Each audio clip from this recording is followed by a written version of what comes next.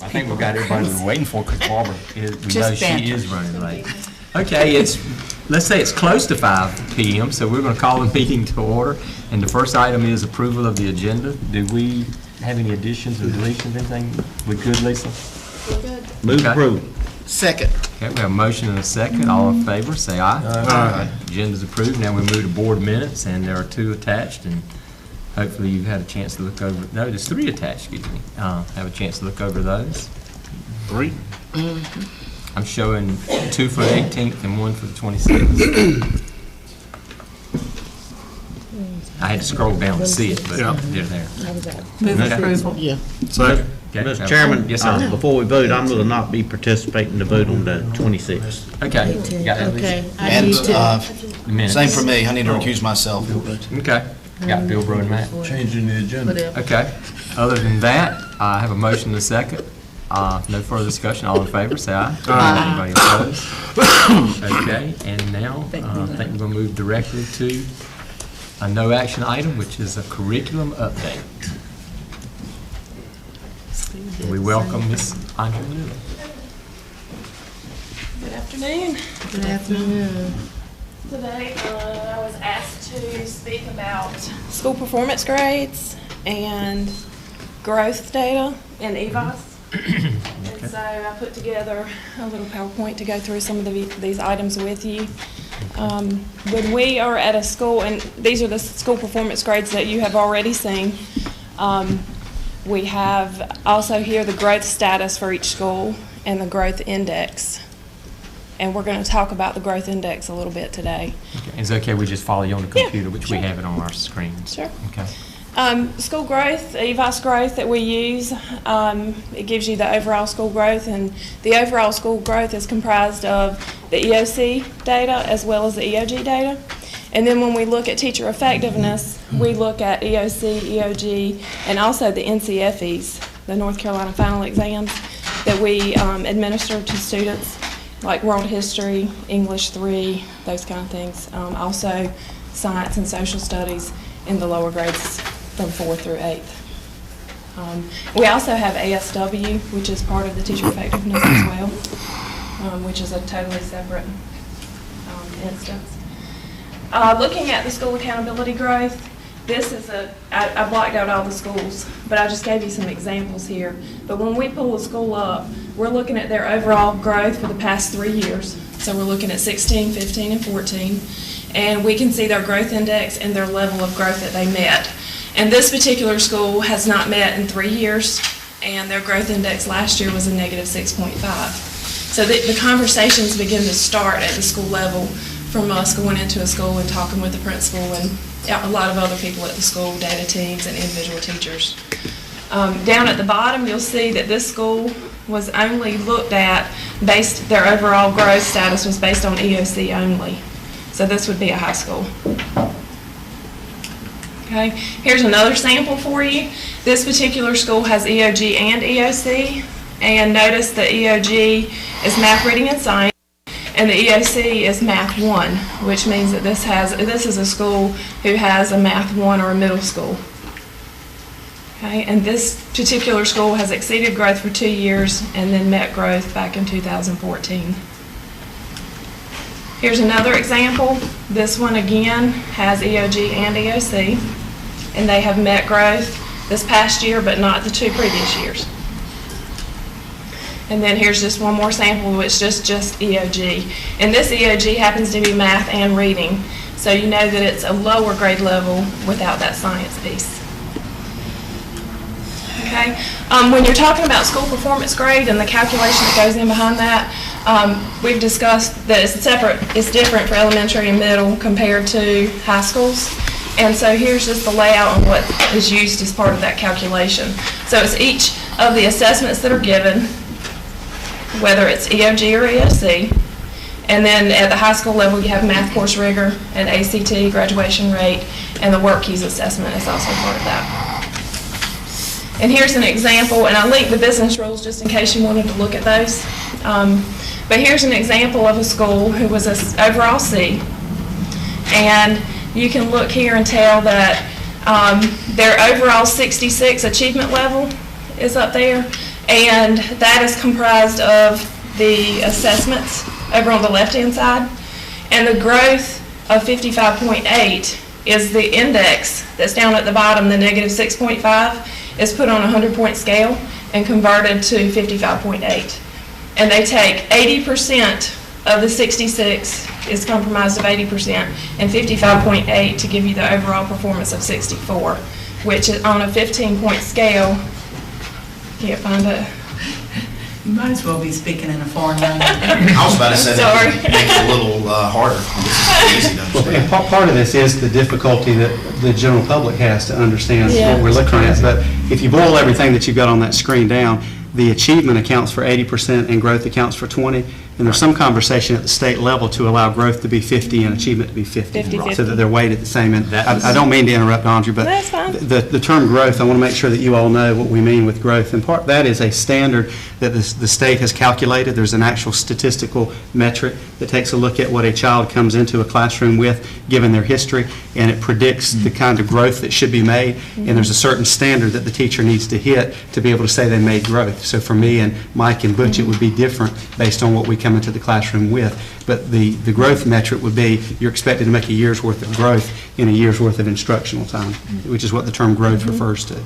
And so when you see that C, know that it's 80% of proficiency on the assessments, only the assessments that they allow, which we just talked about, only EOCs, not your NCFEs, and then you have 20% of your growth. And Don actually beat me to the punch because that's what I've been waiting to say. On the 80-20, there is, I was thinking they'd already carried it beyond just discussing it to a 50-50. I think it ought to be completely flipped around.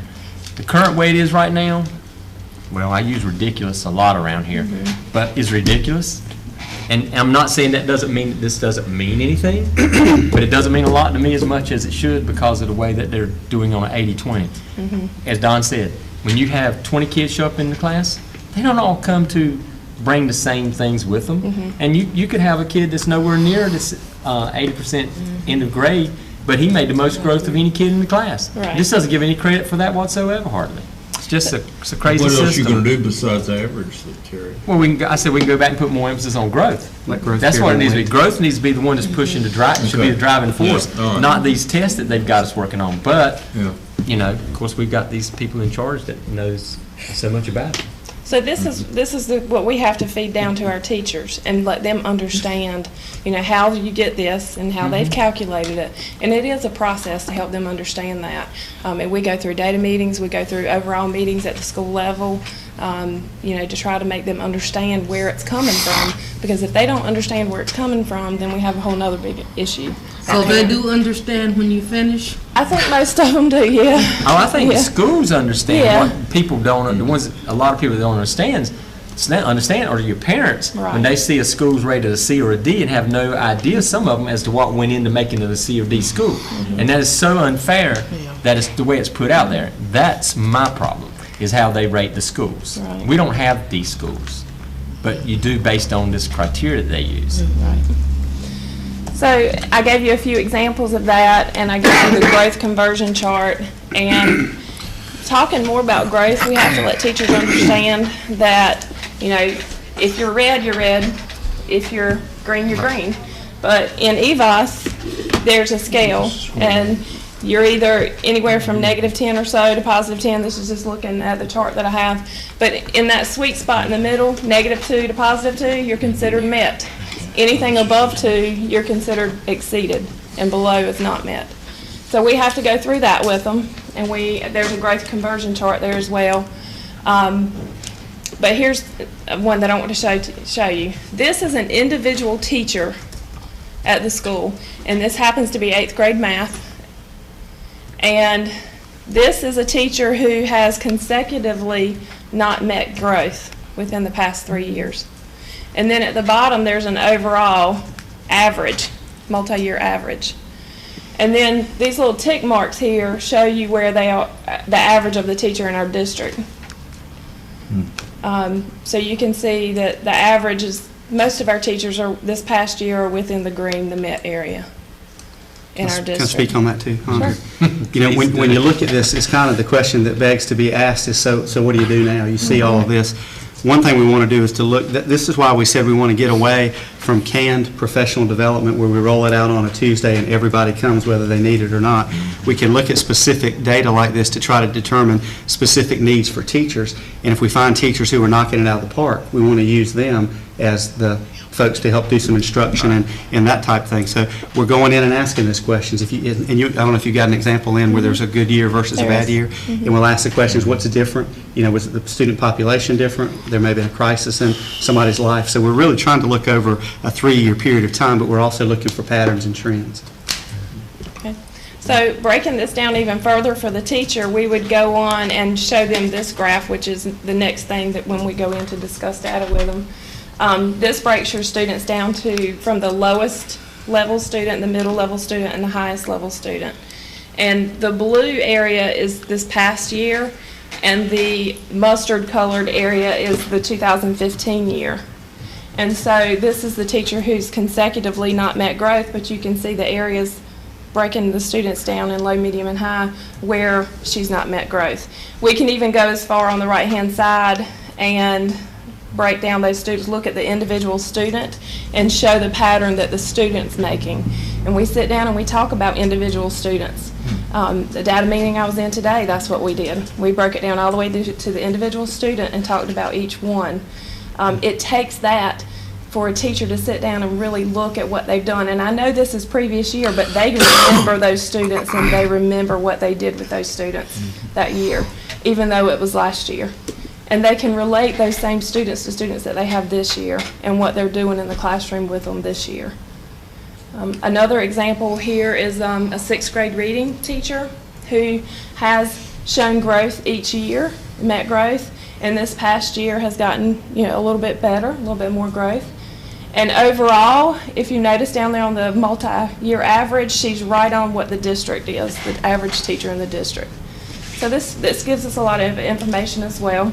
When you break that down by lowest, middle, and highest student, you can see that she probably doesn't work well or as well with lower level students. So the conversation we have with this teacher would be, we're going to pair you with a teacher who works well with low level students. And we're going to have you go and sit in their classroom and we're going to have you talk to them. And they're going to come and observe you. And we're going to trade it off. And we're going to try to get you some help for that. When you keep saying we have this conversation, who is we? Dr. Phipps and I go in. Okay. Where's the principal? And the What's principal. role? Yeah, And the what principal. role are they playing? The 3 of in us this? with the teacher, and we don't do it in a faculty meeting, it's one-on-one with Right, teachers. right. Yeah. Okay. And then sometimes I'm in a data meeting or they'll call me and ask me to come out and we have those conversations. Here's another example of 3rd grade reading. And this teacher happened to drop back a little bit this past year. And then when you go and break it down a little bit further, she didn't work quite so well with the higher level kids. So we talk about that and we get some extra rigor for her and we send her to a teacher who's working well with higher level students. And then we also go back to our, if you remember over the summer, we talked about our task force that we build, and we use that task force for best practices in higher level students, lower level students. So when you go in with the student, do they see it as transparency and coaching, or do they see it, any of them take it as punitive? Some of them, I think it depends on the individual. Yeah. It's kind of across the board. Our goal is to try to sit down and help them be relaxed as much as possible. And say, first of all, we want you to understand what the metrics are showing you, and now we want to help put some things together to try to make things better. But it's perceived differently, but I hope in the end folks always realize that what we did was helpful. John Small's time that we spent last year, I think most of those teachers have come back and said it was a little bit, had some angst and anxiety when we first did it, but after I realized the things that you all were asking us to work with, I think that's why they got some of the results they got. and I think that the defensive, is up. Defense is up in the beginning, but they tend to get used to talking to us and about it, and the conversations tend to lead to the comfortable side of things, and they calm down, and they may get, some of them are fine with it to begin with, and some of them just need you to talk to them for a little while. And they'll get that. This happens to be a 7th grade reading class, and this teacher dropped for 2 years. So the conversation would be, what was different? Sometimes we ask, what was different from one year to the next? Did you, do anything differently, or did you not use strategies you've used before? Or did you try something that we asked you and it didn't work? That's also a question. And then this is the breakdown for the low, middle, and high. So we had some more work to do because the lower students actually didn't grow as much. So we wanted to talk about that in this particular area. Oops, I think I skipped one. Again, 8th grade reading. This teacher had a bad year. 2015 year she dropped. Could have been a number of circumstances. This is just one piece of the puzzle that we always tell them with everything going on. And then again, this is the breakdown. Right there on the low students where you do not see a mustard color is because it fell right on the line. So you will not see a negative or a positive. This happens to be something that I was out in a school today, and just when we were talking about conversations with teachers, this was probably almost a 2-hour conversation with teachers. We had them come in, we had them look at their individual data based on the students. And we even went as far as breaking it down to high, mid-low, and then low students, even more. And I had them go through and actually look at each student and put it whether they were on the positive side or the negative side. And then that made them look at each student that they had and figure out and just realize, questions come to mind when they just look at the individual student of what did I do with that student. And then, so here's the rest of it, the mid and the mid-low and the low. And then at the end, that we said this is a data walk, data talk, data walk. And at the end, we came up with things that we learned from that data process. And so it's all in conversations with teachers and getting them just to look at the data. Once they start looking, they want to know. They're eager to know what they can do differently. Y'all have any questions for me? That's all I had for you tonight. So, who wants to jump in first? Well, no, I think ultimately we have to allow them to teach, and unfortunately, I think all of this data crunching and metrics and, you know, statistics, it takes away from the purity of education. And I hope y'all are doing, which I know you have to do it because it's, the state says you have to do these types of things, but I guess we sit back and wait for some more results later, but still allowing them to teach. Right. Exactly. And we do. Since you're looking over these 3-year trends, how does this play into the new teachers that are coming on board with us? They would not have the data, but they Right. do stay in the data meetings, and because their conversation is the biggest thing throughout that. It is trying to figure out what they're doing or what somebody else is doing that they can do different. And the conversations is Relying on the principal being in the Right. classroom, being involved in the planning that goes on grade level wise, the instruction, the assessment results, the benchmark data that we get, and putting all that together to paint a picture. Because And we're that- going to wait 3 years to figure out what's going on. Right. So that, And that's what this I'm is saying. good, but this is not what drives day to day. I understand. What drives day to day is that formative assessment and then their benchmarks that they take. That's that really active data that they have. This is old by the time they get it, but they can go back and reflect. I mean, I guess in the end, some of it's good if we use it and actually use it to make some decisions with eventually. But if it just turns out to be more data that we just use in meetings to go over, then, you know, I've had a lifetime of that kind of stuff already in another And job. a lot of You them know are what I'm saying? stressed out. You just don't need to be doing it because, like Mike said, because the state says do it, we just don't need to keep doing it over and over and over. It's not going to benefit us, but. And I usually tell them, don't stress out over 1 year. Right. 1 year could have been a fluke. You know, Yeah. when you see consecutive years, that's when we need to really look at it a little bit. Well, plus if you see trends between schools, I mean, I would think that's what you're looking at. Yeah. And we have, you know, what's the student population look at certain schools. I mean, you know, there's all kind of stuff you can sit down and look at to figure out why things are happening. And that's what would be interesting to me. I'm not asking you to do it, but I'm saying if I had that where I could sit down and look at a school that's consistently graded here, what does their student population look like? Because I do know that some things follow poverty lines, and it's just a fact, whether people like to admit to it or not. It's life. So, if we use it, I guess is what I'm saying.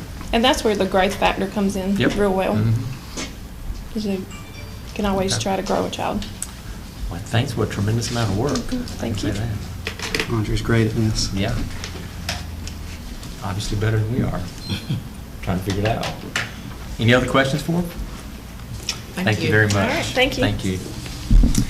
So let's take a look. That carries us over into our action item, a budget amendment. I think, Mark, you're going to handle that? Yes, sir. I have two. I'm not sure which one is first. The We got one ancillary that says services. grant, number 2. The grant, okay. Is that one you want? Yes, sir. There are two, you have two budget amendments to move funds around. The first is we received the Kate B. Reynolds grant. I'm sure you're familiar with Michelle Oros, received that grant in the past.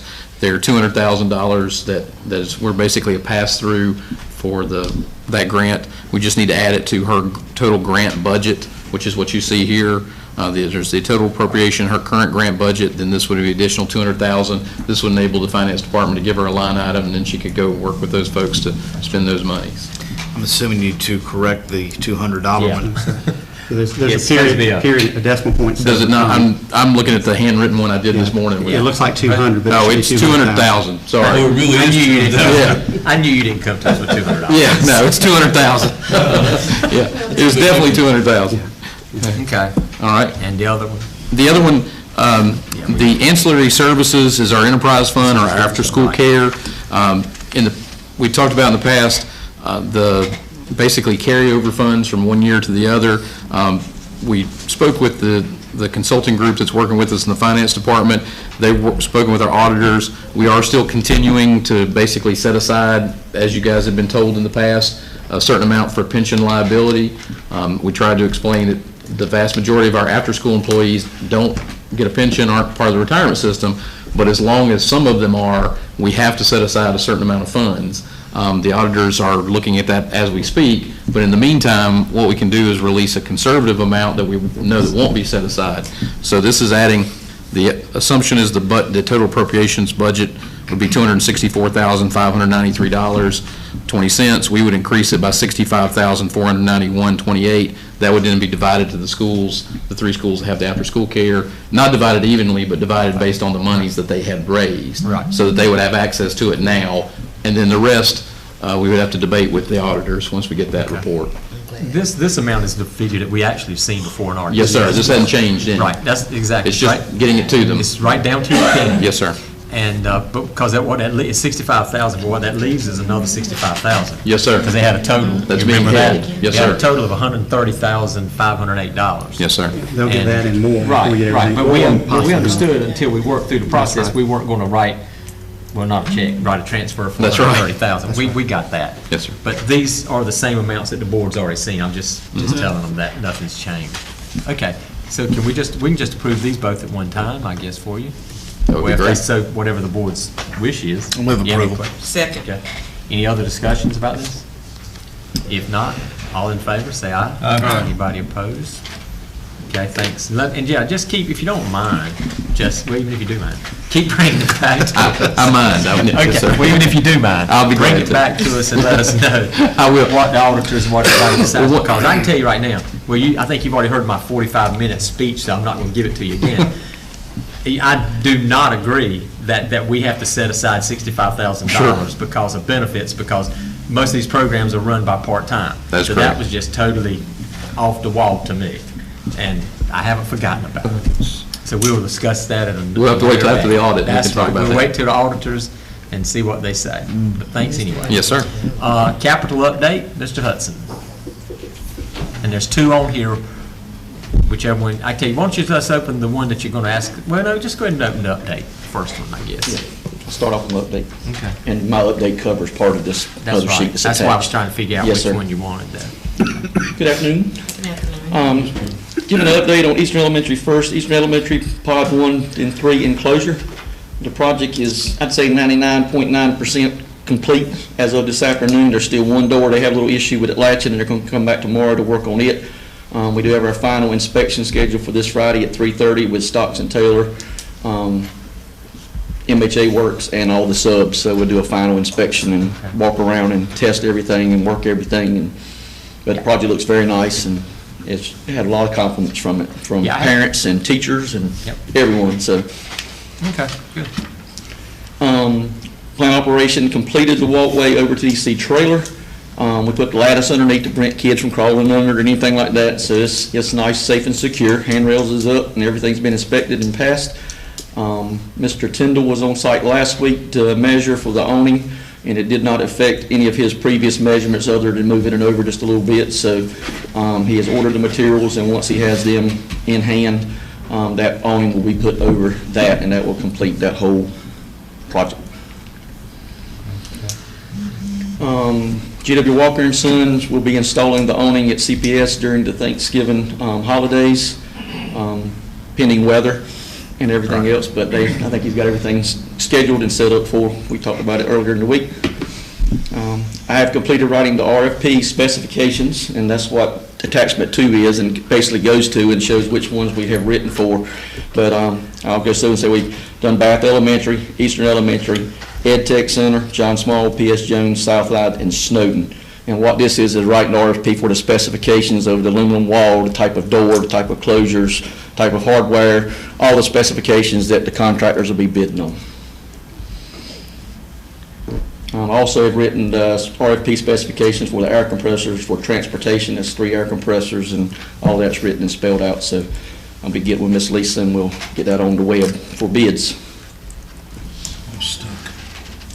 Plant operations will be completing the following projects listed on the second attachment.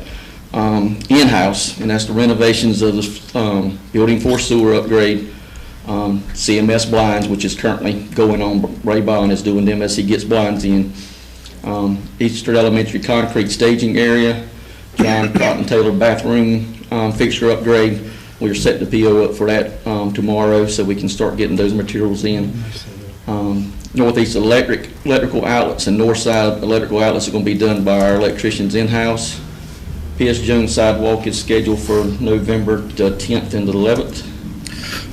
We're doing the rough end on the 10th, and the contractors will pour on the 11th, which is Veterans Day. So we won't have any kids on campus. And then we will be installing the gates in the restrooms at Southside to prevent the students from using the extra toilets. Okay. Other items that we're currently working on, that we've issued our PO requests for the purchase of 5 vacuum cleaners under state contract, $449.65 each, brings a total of $22,401.66. We had a budget of $2,500. Minuteman buffers, we've issued a PO for those, $680 each, bring the total to $1,298.08, and we had a budget of $1,300. I'm currently seeking prices on our 6x12 tandem axle trailer for plant operations from Ron Ayers, Trips Auto Cycle of Grimes Land, and A&W Trailer Sales of Pinetown. I'm not seeing that on mine. Somebody else, am I missing it? All that stuff you've just been saying. He's skipping around. No, I'm reading it live. There's some of them listed here. We don't have that. We don't have that. I was just following along. I'm sorry. I was only got just following along here spreadsheet. from Yeah. which ones that he had. It got sent over Monday, I'm sorry. Yeah, I was just following on the capital sheet. The capital sheet basically is the same capital sheet y'all approved, and then at the end, we added one more column for status and what's being done by who. Right, okay. Any questions? Yeah, on the ones with RFPs, they're ready to go out. They go out for 2 weeks, Lisa? So we should get them back, because what I want to make sure is, because that's the kind of work, some of that you're going to may want to be doing, would you be doing it around the holidays? Or? Yes, sir, we hope we can get it Because scheduled. I'm not sure we're going to be able to work on it with the kids, but what I don't want to happen is we come back at the end of the year and say we got to wait till next summer to do them because that's when the kids aren't there. No, sir, these can actually be done in the afternoons and be stuck up, because, you know, it's like a big Lego set, it snaps together and it's very quick. Butch knows it is, it's a very quick process. They have to get the frame in place so they can get a fine measurement of the glass, and then the glass will be the next filler, but we can put the wall up and have the doors and, you know. Right, okay. We can definitely proceed and have it done where it can be done by the first of the year. Because that's what I said, because all of these with RFPs going out that has to do with safety or security, we need them done before we start our capital, you know what I'm talking about, done the first of the year. They'll be done, yes, sir. I won't get I don't into see why any we problem, need unless them we done. come in over budget or something, But there's a reason why we need them done before. that would be the only thing if we come in over budget. Well, if you do, just come back to us and we'll take a look at some of them. How about when you for the next meeting Yes, sir. sometime, Stan, ones, when you got some of these, it says plant operations. Yes, sir. And you don't have to put on here, just come back with a timetable that you think that's gonna happen, so that we know exactly, because I don't have Okay. all that other stuff. It might be We'll on make the some of the block sheets bigger? that you don't Yes, have. sir. Okay. Okay. These that you're going out with RFPs on, are you encouraging any of the contractors to give you one lump sum bid to do all of them? Exactly. To That's save what- some money? That's what I put on the bottom of it, and another thing was the ask is be a individual price and a lump sum. We know we need Yeah. a discount if they get them all. So, and that's the way I've written it up on the RFP. Probably nicer too, if we worked it out that way, that you could deal with fewer. Well, that's the way the budget code was set up, to be one security, so it makes it simpler. Instead of having 15 different budget codes to charge to, we have one safety and security budget code for the security walls. Okay. So, and if we have to sub them out, money comes in that way, but I'm sure hoping whoever bids them stays repetitive with their bidding price per square foot. The one for Chalkawinity Middle, which you and I actually looked at that, using the old entrance, is that a plan or something you'll be able to That's bring what to we're us so we presenting can, y'all, so yes, sir. everybody can look at it and see without actually having to drive out to CMS? Yes, I'm I going mean, to full sometime in plan, the yes. future, yeah. Pictures and all is what I'm working on. And of course, talk to Don, make sure that's what you want to do, the way it works out. I mean, Okay. Well, I don't have any questions about that. My only comment would be on some of, you said the ones that you're going to be doing, even the ones that you're not going to be doing through Yes, plant ma'am. operations, please encourage them to do as much of it as possible when the kids aren't there. I went to Eastern 2 or 3 times while they were working on the enclosures, and I don't think you could stand beside a jet plane and it be any louder than it was. I know some of those teachers, they couldn't, they were shouting to be heard during certain Yes, parts ma'am. of it, especially when they're putting the framing up and they're bulldozing through that concrete or whatever. It was so loud. And, if a teacher is trying to give a test or something, I can see where that'd be kind of difficult. And they're not all going to require that, but No, ma'am. those that require quite a bit of debris, try to do it in the late part of the day or something. That's where we started doing the blinds at CMS, is when the classrooms, planning period is. Yeah. Get in there then and try to do Right. it and work around with them. Thank you. Okay. This petroleum change-out, Yes, you want sir. to explain what you got going on there? Yes, sir. It's the second. About to forget about that. Yeah, that's Second patch. seeking Yeah, approval. We mentioned this a week or a meeting or two ago. We talked about it, but I want to see what it is. You didn't get it neither? No, I said you mentioned this a couple of Okay. meetings ago. It was a sole All right. source product that we got. Right, it's only one. That's right. It was sent over. The current upgrade of the fuel management system, our current system is a Fuel Master upgrade, a Fuel Master system. The only company in North Carolina that offers any type of upgrade for this system is the company Southeast Petroleum, which is the only Fuel Master dealer in North Carolina. Their price was $13,368.59, and this is a turnkey new console, 200 Pro Key blocks, which will be fuel keys, installation. Only thing we would have to do is take down the old station, disconnect electrical wiring from the old station that's sitting there, and pull a Cat 5 cable over where there's currently a Cat 2 or something earlier, but pull a new Cat 5 over so it speed up the process. But we can do that in-house with plant operations. And this was budgeted for 13.5, Yes, sir, budget's 13.5, so we're okay. And we looked into other systems, but other systems changing to another system brought on a whole new management system, new computer system, and the cheapest system that we got a price on was like $22K. I'm fine. So- I don't have questions. Anybody have a question about that? It's under budget, Yeah. or within budget. Okay. In budget. Can I get a, Move through. Second. okay, got a motion second. Any last questions, Stan? If not, all in favor, say aye. Aye. Thank Any you. opposed?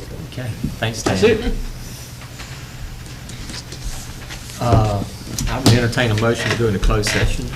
I move that we go into closed session pursuant to General Statute 143-318.11A1 to prevent disclosure of confidential personnel files under General Statute 115C-321. Okay. Second. Got a motion to second to go into closed session. All in favor, say aye. Aye. Everybody opposed to that? Okay. Oh, okay, we're back in open session, and the first order of business is to approve the personnel agenda just discussed. Move approval. Second. Have a motion and a second. All in favor, say aye. Aye. Anybody opposed to that? Okay.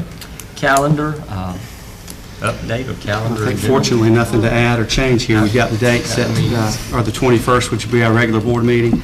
The 28th is the meeting that we're going to have. Now, notice the 21st, I think is on a Monday. Is that correct? Then with the following Monday, which will be before Thanksgiving, we'll have the other schools come in to do their school improvement presentations, and then we have the single, and notice that that's it. It's after, I'm sorry, the Monday after Thanksgiving. And then the 13th of December would be the single meeting we have in December. We'll meet there at 4 o'clock and then have dinner afterwards. We'll meet there. We'll meet here for We'll the meet meeting here. at 4, Okay. and then go over for the dinner. Okay. I Dr. forgot Phipps. it was at 4 o'clock. Dr. Phipps and Mark, I've had a couple of calls. The committee is concerned about having a minority hiring committee meeting. Can you guys give me a date? 22nd of November. Mm-hmm. 22nd of November? That would be on a Tuesday. The Wednesday would be the Wednesday before Thanksgiving, so we probably don't want to do that. 22nd is, I mean, that's fine with me if it's okay with you guys. What time do you do that? 5. That's a Tuesday. That's Yeah. on a Tuesday. Okay. Any other thing about calendars? Board member updates? Anyone have anything they'd like to share?